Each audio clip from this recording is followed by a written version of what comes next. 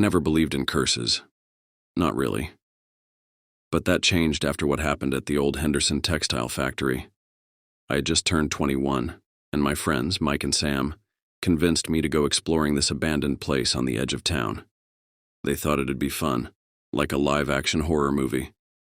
The factory had been shut down since the 70s, a grim skeleton of rust and decay in a field of overgrown weeds and twisted metal, standing as a silent reminder of something nobody liked to talk about. There were rumors about why it shut down so suddenly, whispers that had evolved into outright legends. People said workers used to go missing. They'd clock in and never clock out, their bodies supposedly woven into the very fabric the factory produced. I brushed it off as nonsense, the kind of stories old-timers tell to scare kids. But walking up to that place at midnight with a weak flashlight, I couldn't shake the feeling that the air felt heavy, almost like we were being watched even before we got inside. The main doors were padlocked, but Sam found a broken window on the side just big enough to squeeze through. The second I stepped inside, a strange smell hit me. It wasn't just the mold and dust you'd expect. It was something sickly sweet, almost metallic, like old blood mixed with rotting meat. I felt it cling to my skin and hair, and I could almost taste it on my tongue. The interior was a maze of crumbling walls, conveyor belts frozen in time, and piles of abandoned fabric scattered like forgotten memories. Our footsteps echoed, a rhythmic crunch that seemed to grow louder, even though we were trying to be quiet. I kept thinking I could hear whispers, just faint enough that I couldn't make out words, but enough to make my skin crawl. Mike laughed it off. "Ghosts don't exist," he said, his voice bouncing around the empty room. But even he couldn't hide the slight tremor in his voice. None of us believed in curses or ghosts. At least not yet. As we moved deeper into the factory, we stumbled upon a narrow hallway lined with broken, flickering lights. That's when we saw it, the first truly unsettling thing. Near the end of the hall, there was an old, rusted machine with a torn piece of fabric caught in its gears. It was red. Deep, dark red. But this wasn't the kind of fabric you'd see in a store. It looked more like flesh, the color too rich, too raw to be anything else. I leaned closer, and I swear, just for a second, I thought I saw the fabric pulse like a heartbeat. "That's messed up," Sam muttered, breaking the silence. His eyes were wide, fixed on that piece of fabric, and I could see his hands trembling. Mike, trying to keep the mood light, just shrugged. "It's probably just dye, man. The fabric's been here for decades." But he didn't touch it. None of us did. We pushed on, though. We kept telling ourselves it was just an adventure, that it'd make a great story someday. But the deeper we went, the darker it got. Not just physically, but emotionally. The air felt thick, pressing down on us, and the whispers grew louder. They didn't sound like voices anymore. They were more like groans, distorted and twisted, slipping between our breaths. Then, we found the staircase, a rusted metal spiral that led down into the belly of the factory. It wasn't on any of the blueprints we'd found online, almost like it had been erased from history. I didn't want to go down there. Every instinct in my body was screaming at me to turn around to leave, but Mike and Sam egged me on, calling me a coward. Against my better judgment, I followed them down. The basement was worse than I could have imagined. It was cold. Not just chilly, but bone-numbing cold, like we'd stepped into a freezer. Our breath hung in the air in thin white clouds, and the walls were lined with ancient machinery, each piece covered in rust and grime. But it wasn't the machinery that made me feel sick. It was the stains. Dark, almost black stains smeared across the floor and walls, as if someone or something had tried to scrub them clean but failed miserably.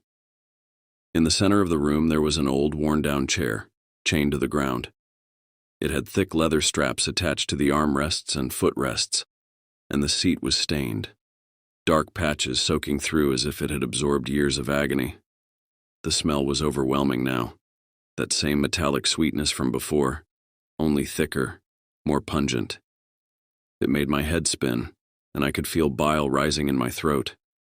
Suddenly, the lights flickered, casting strange, distorted shadows on the walls. And then, I saw her. A woman, or what was left of her. Her figure was skeletal, her skin stretched tight across her bones, and her eyes were hollow, sunken deep into her skull. She wore what looked like a factory uniform, but it was torn and covered in those same dark stains. Her head was tilted, eyes staring straight at me, empty but somehow accusing. She didn't move, didn't make a sound, but I felt a pressure in my chest, a weight that felt like it was crushing my ribs. I stumbled back, my hand gripping Sam's arm, but when I turned, he was staring at her too, his mouth hanging open. And then, she started to move, slow, deliberate steps, dragging her feet as if they were shackled to the ground. The groaning sounds grew louder, morphing into a horrible grinding noise, like metal scraping against metal. Her eyes never left us, and as she got closer I could see her mouth. It was sewn shut with thick black thread, the stitches pulling her lips tight. Mike panicked. He yelled, bolting for the stairs, but as he ran, the door at the top slammed shut, locking us in. The lights flickered again and she was gone. Just gone. As if she'd never been there. But the air was colder, and the whispers were now full-blown screams, echoing through the basement.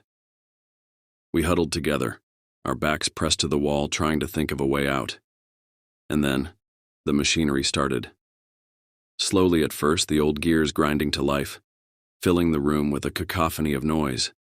I felt something brush past me, a cold, invisible hand grazing my arm, and then I heard my name, whispered, right next to my ear.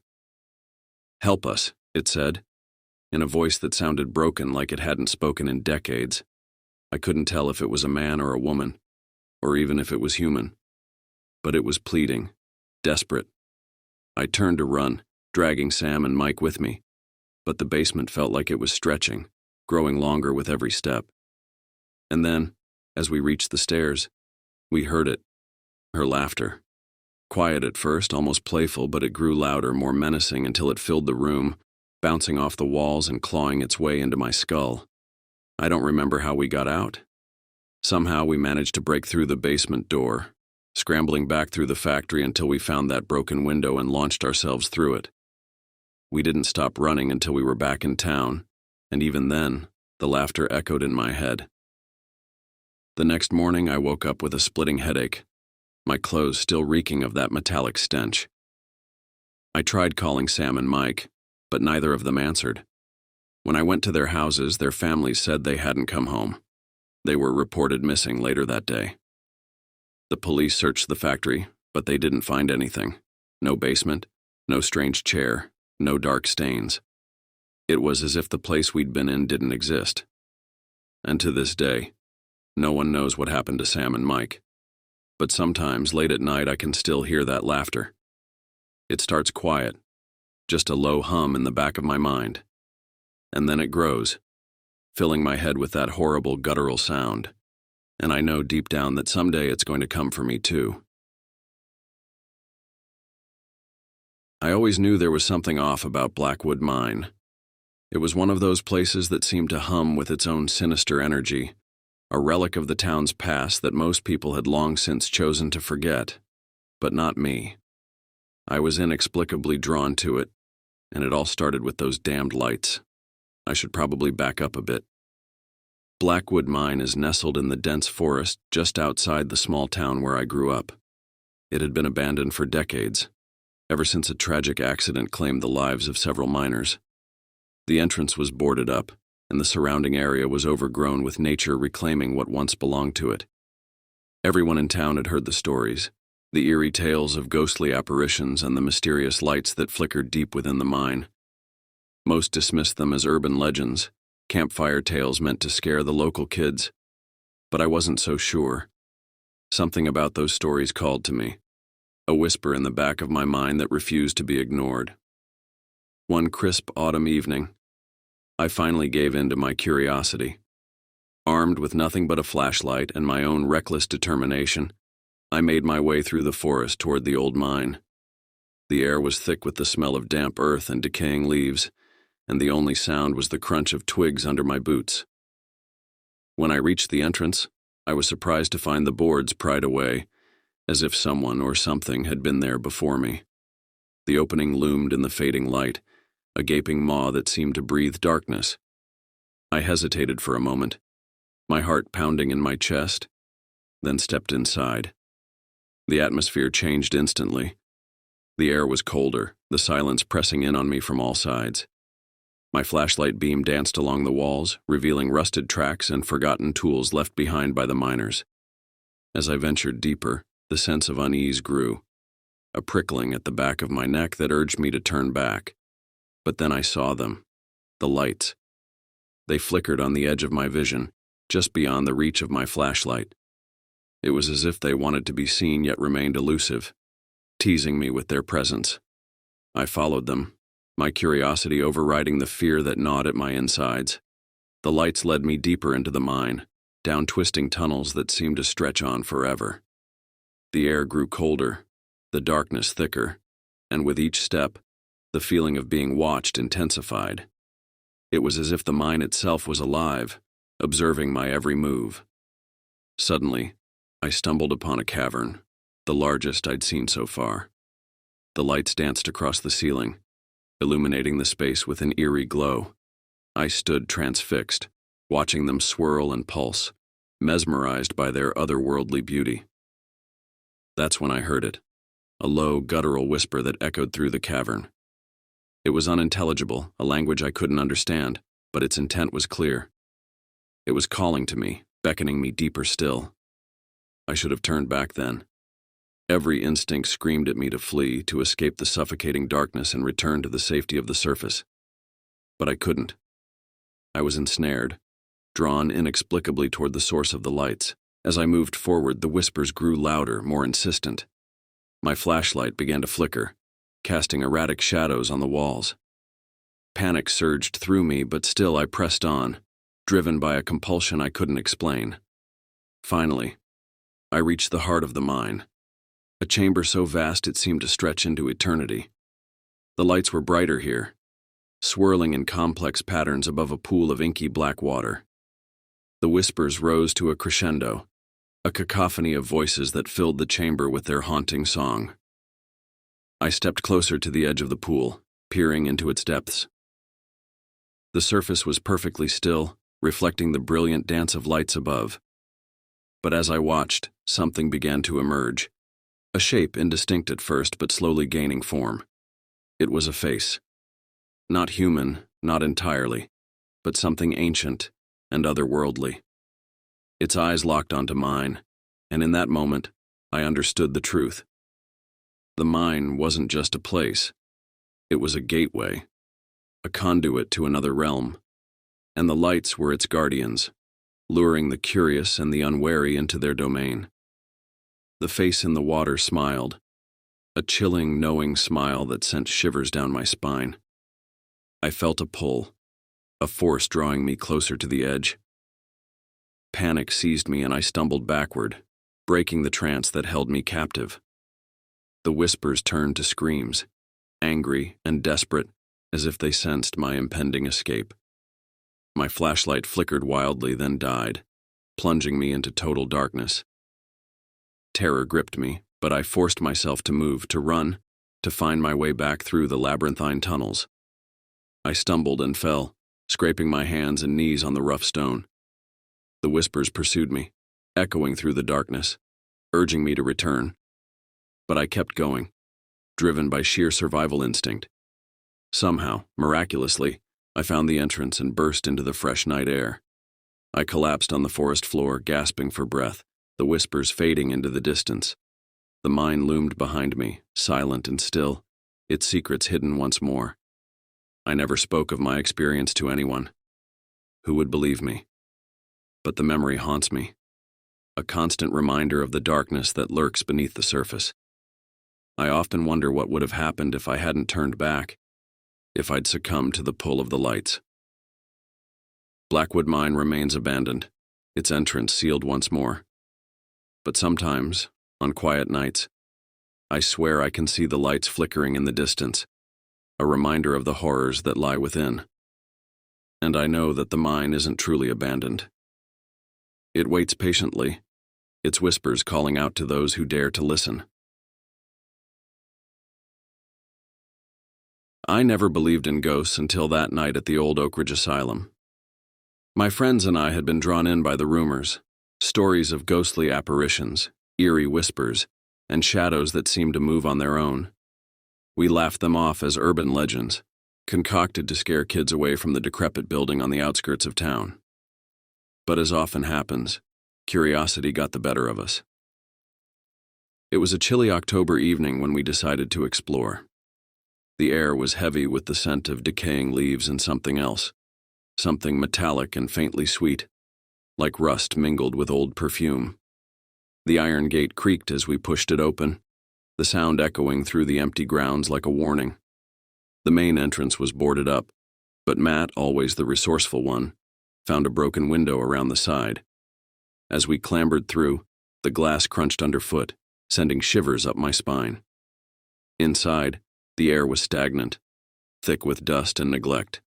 Our flashlights barely cut through the gloom, revealing peeling wallpaper and graffiti that looked more desperate than rebellious. The asylum had been abandoned for decades, a relic of a bygone era where mental illness was misunderstood, often leading to cruel treatments. We split up to explore, my heart pounding in my chest. The corridors were a maze, each turn revealing another stretch of darkness and decay. I was alone when I heard it. A soft, lilting tune carried on the stale air. It was a music box melody, hauntingly beautiful and utterly out of place. My curiosity piqued. I followed the sound, my footsteps echoing hollowly. The melody grew louder as I approached a room at the end of the hall. The door was ajar, and with trembling fingers I pushed it open. Inside, moonlight streamed through a broken window, illuminating a dusty piano in the corner. But it wasn't the piano that played. Instead, I saw her, a figure in white, her back to me, long hair cascading down her shoulders. She was swaying gently to the music, her movements slow and graceful. I felt rooted to the spot, a chill creeping up my spine. "Hello?" I managed to croak, my voice barely a whisper. She stopped, the music halting abruptly. Slowly, she turned to face me. Her eyes were empty voids, dark and endless, and her face was a mask of sorrow. I couldn't move, couldn't breathe. Her lips parted and I heard the whisper, soft, barely audible, yet it cut through the silence like a knife. "Help me." I stumbled back, my flashlight flickering wildly as I turned and ran. The corridors twisted around me, each shadow seeming to reach out with skeletal fingers. I could hear my own heartbeat, deafening in the oppressive silence. And behind it, faint but persistent, the melody resumed, chasing me through the dark. I burst into the main hall where my friends were waiting, their faces pale and drawn. "We have to leave," I gasped, the urgency in my voice undeniable. They didn't question me, sensing the fear that clung to me like a second skin. As we scrambled back through the window, I cast one last glance at the asylum. In the moonlight, I saw her standing at the window, watching us with those empty eyes. The melody drifted out once more, a mournful farewell. We never spoke of what happened that night, but the experience haunted me. I couldn't shake the feeling that I had left something behind, or perhaps brought something with me. My dreams were plagued by visions of the ghost, her eyes searching, pleading for help I couldn't give. In the weeks that followed, I found myself drawn back to the asylum, compelled to uncover more about the mysterious figure. I spent hours researching, digging through old newspapers and archives. What I discovered chilled me to the bone. The asylum had a dark history, rife with tales of mistreatment and sorrow. The woman was likely a patient, one of many subjected to inhumane conditions. But there was something more, a fire that had ravaged part of the building, claiming several lives. Her name was never mentioned, just a footnote in the tragedy. Despite knowing this, I couldn't let go. I returned to the asylum alone, driven by a need to understand, to perhaps offer some semblance of peace to the restless spirit. The night was eerily quiet as I approached, the moon casting an ethereal glow over the crumbling facade. Inside, the air was thick with anticipation. I retraced my steps, heart pounding with each creak of the floorboards. The melody began again, guiding me back to the room where I'd first seen her. She was there, waiting, her figure shimmering in the dim light. "I'm sorry," I whispered, unsure of what I could offer. "I'm here to help." Her gaze softened, and for a moment I thought I saw a flicker of gratitude. The room grew colder, the shadows deeper. She reached out, her hand passing through mine, leaving a chill that seeped into my bones. Suddenly the air was filled with whispers, like the rustling of leaves on a stormy night. Voices of the past, echoing their pain and longing. I felt overwhelmed, the weight of their sorrow pressing down, suffocating. And then, just as quickly as it began, it was over. The room was silent. The music faded. She was gone, leaving only a lingering sense of peace. I stood there, breathless and trembling, feeling as though some invisible burden had been lifted. As I left the asylum for the last time, I looked back, half expecting to see her one final time. The window was empty, but I felt her presence, a gentle reassurance that she was finally free. The experience changed me, leaving an indelible mark. I no longer feared the unknown, understanding now that sometimes the past merely seeks acknowledgement. And though the memories of that night remain vivid, I carry them not with fear but with respect for the souls who linger, waiting for their stories to be heard.